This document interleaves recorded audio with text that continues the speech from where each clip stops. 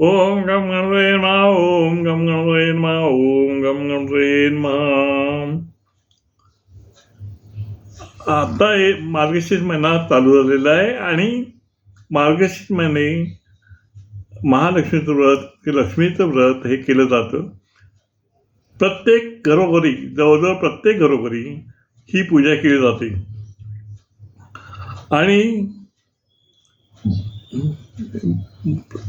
गुरुवारचं व्रत हे अतिशय म्हणजे आपल्याला वैवाहिक जीवनामध्ये स्त्रियांना फायदेशीर ठरतं. आपण जेव्हा करतो तेव्हा सुख समृद्धी लाभो आणि वैवाहिक जीवन सुखाचं जावो याकरता स्त्रिया उपवास करतात आणि हे व्रत करतात.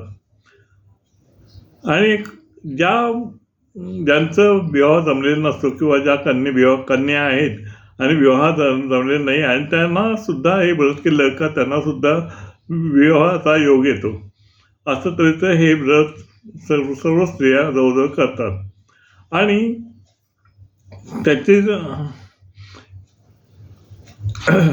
जे पद्धत आहे ती कलश पूजा करायची वगैरे, तर ती पद्धत थोडक्यात मी सांगतोय.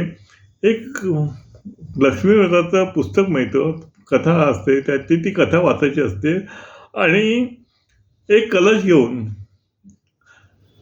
एक लाल पाट घेऊन त्या कलश घ्यायचा आणि लाल पाटावर एक वस्त्र लाल पाटावर की वस्त्र किंवा लाल पाट असेल ते चालतं. आणि त्याच्यावरती एक कलश मांडायचा. कलशावरती कुंकू आणि चंदनाने कुंकू आणि चंदन मिक्स करून ते स्वस्तिक चिन्ह काढत आहे.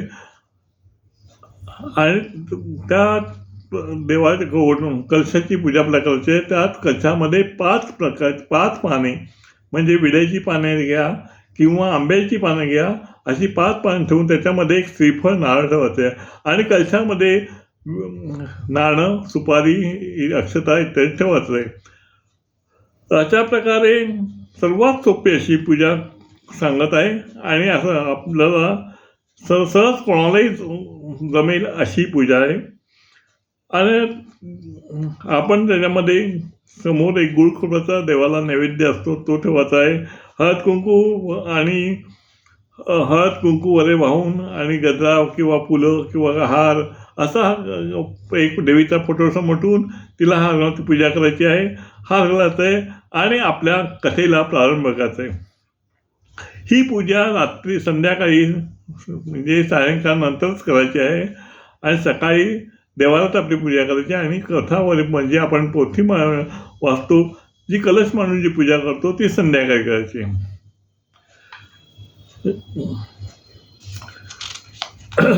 आणि याचं 4थ्या गुरुवारी उद्यापन करते.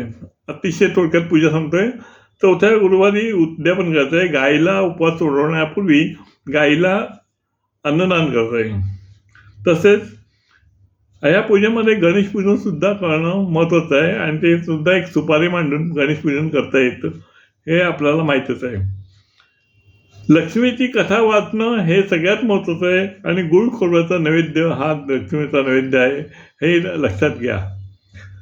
ओम गम गणपते नमः. ओम गम गणपते नमः. आता माझी कविता, याच्यावरतीच एक कविता मांडली. कवितेतून कथेचं महत्त्व सांगत आहे.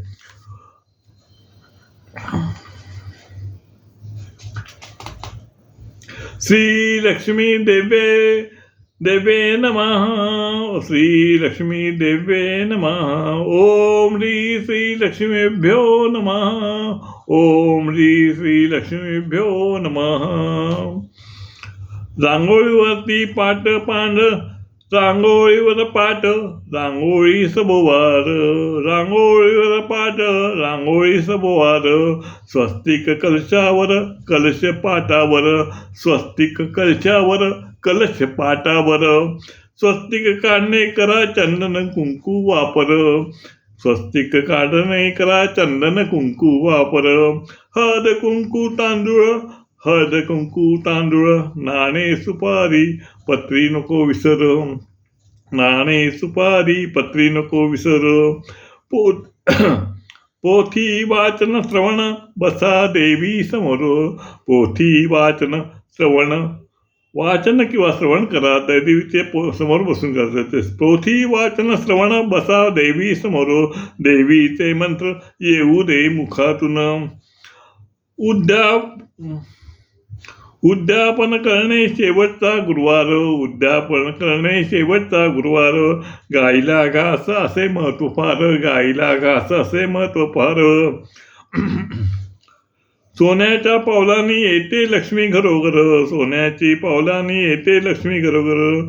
नकारात्मक शक्तीचे होत नकारात्मक शक्ती जाते दूर. लक्ष्मी मातेची कृपा आम्हावर, लक्ष्मी मातेची कृपा आम्हावर. मनापासून करतो देवी माते नमस्कार. ओम श्री लक्ष्मीभ्यो नमः.